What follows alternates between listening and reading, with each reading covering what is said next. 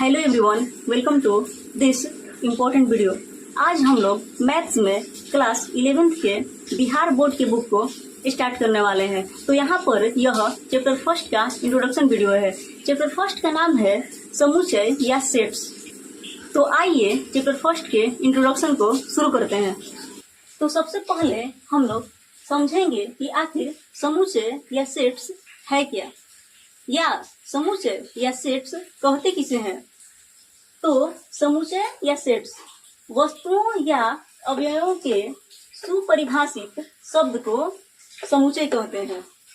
यहाँ सुपरिभाषित शब्द का अर्थ होता है, सुपरिभाषित इसका अर्थ होता है जो परिभाषित हो, जो सत्य हो, जो सही हो, जो वेल डिफाइंड हो, जो निश्चित हो, जो व्यक्तियों के अनुसार न बदले, अर्थात वहीं के वहीं रहे, वही शब्द सुपरिभाषित शब्द है। जैसे यहाँ पर 3 एग्जाम्पल दिया हुआ है और इस तीनों को हम लोग देखेंगे कि कौन इसमें से समुच्चय है और कौन नहीं है। तो पहला है 10 से कम प्रकृत संख्याएं। तो 10 से कम प्रकृत संख्याएं क्या क्या होती हैं? 1 2 3 4 5 6 7 8 9।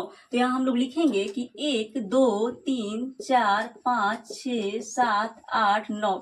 यहाँ पर हम लोग देख रहे हैं कि 10 से कम प्रकृत संख्याएं 1 से लेकर 9 तक आ रही हैं। यह परिभाषित है कि 10 से कम प्रकृत संख्याएं इतना ही होती हैं। यह सही भी है, यह निश्चित भी है और यह वेल डिफाइंड है। यह व्यक्तियों के अनुसार नहीं बदल रहा है, जो इसमें क्वेश्चन में कह रहा है वही आ रहा है, इसलिए यह समुच्चय होगा।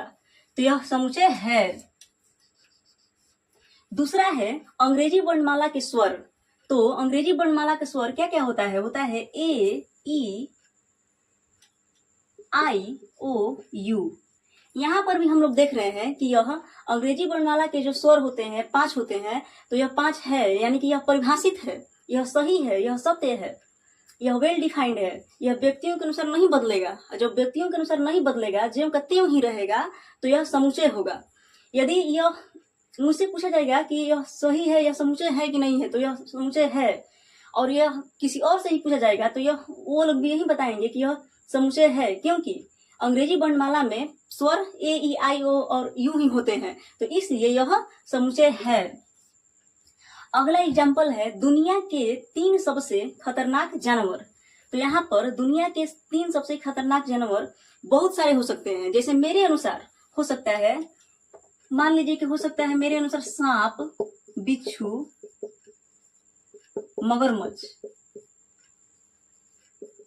और यदि पूछा जाए कि आपके अनुसार क्या होगा, तो यहाँ पर आप लोगों के अनुसार ये भी हो सकता है कि बाघ, शेर, बारहसिंघा। किसी और से पूछा जाएगा तो वो कोई और ही बता देंगे। जैसे वो लोग ये बता सकते हैं कि डायनासोर, लकड़बग्घा, तेंदुआ। यहाँ पर हम लोग देख रहे हैं कि यह निश्चित नहीं हो रहा है, यह अलग अलग व्यक्तियों के अनुसार अलग अलग आ रहा है। मतलब कि यह व्यक्तियों के अनुसार बदल रहा है। और जब व्यक्तियों के अनुसार बदल रहा है, अलग अलग आ रहा है, तो इसलिए यह समुच्चय नहीं है। और जब व्यक्तियों के अनुसार नहीं बदलेगा, वहीं के वहीं रहेगा, तब वह वेल डिफाइंड होगा और वह समुच्चय होगा। और यहाँ पर यह अलग अलग आ रहा है। मेरे अनुसार सांप, बिच्छू, मगरमच्छ आ रहा है, आप लोगों के अनुसार बाघ, शेर, बारहसिंघा आ रहा है, और किसी और के अनुसार डायनासोर, लकड़बग्घा, तेंदुआ आ रहा है। इसलिए यह समुच्चय नहीं है। तो यहाँ पर हम लोग नहीं का निशान लगा देंगे। इसके बाद हम लोग आगे सेट थ्योरी के पिता को जानेंगे कि आखिर सेट थ्योरी के पिता कौन है, अर्थात फादर ऑफ सेट थ्योरी कौन है। तो ये हैं George centre, GEORG, George centre. ये जो थे, ये एक जर्मन गणितज्ञ थे। तो हम लोग लिख देंगे कि जर्मन गणितज्ञ, मतलब कि जर्मनी के रहने वाले थे और इनका नाम था जॉर्ज सेंटर। इसके बाद हम लोग समुच्चय के निरूपण के बारे में पढ़ेंगे कि आखिर समुच्चय का निरूपण कितने रूपों में होता है। तो समुच्चय का निरूपण 2 रूपों में होता है। पहला होता है रोस्टर रूप या सारणीबद्ध रूप, और दूसरा होता है समुच्चय निर्माण रूप। तो सबसे पहले हम लोग पहला को पढ़ेंगे कि रोस्टर रूप या सारणीबद्ध रूप आखिर है क्या। उसके बाद हम लोग दूसरा को पढ़ेंगे कि समुच्चय निर्माण रूप है क्या। तो पहला है रोस्टर रूप या सारणीबद्ध रूप। इस दोनों को हम लोग, इन दोनों को एग्जाम्पल के द्वारा हम लोग समझेंगे तो ज्यादा अच्छा होगा। तो पहला एग्जाम्पल है 10 से कम प्रकृत संख्या। इसको हम लोग रोस्टर रूप में कैसे बदलेंगे? तो रोस्टर रूप में हम लोग ऐसे लिखेंगे, सबसे पहले हम लोग ए को एक समुच्चय मान ले रहे हैं और ए को समुच्चय मानने के बाद 10 से कम प्रकृत संख्याओं को इसमें लिख दे रहे हैं। तो 10 से कम प्रकृत संख्या क्या क्या हो जाएगा? 1 हो जाएगा, 2, 3, 4, 5, 6, 7, 8, 9 और यही हम लोगों का रोस्टर रूप हो गया। और 10 से कम प्रकृत संख्या को हम लोग समुच्चय निर्माण रूप में कैसे कन्वर्ट करेंगे?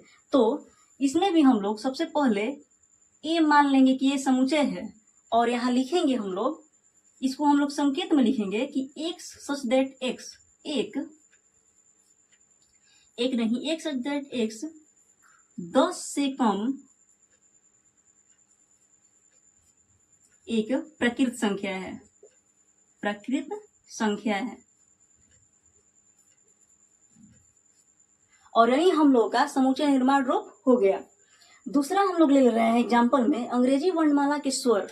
इसको हम लोग रोस्टर रूप में कैसे लिखेंगे और इसी को हम लोग समुच्चय निर्माण रूप में कैसे लिखेंगे?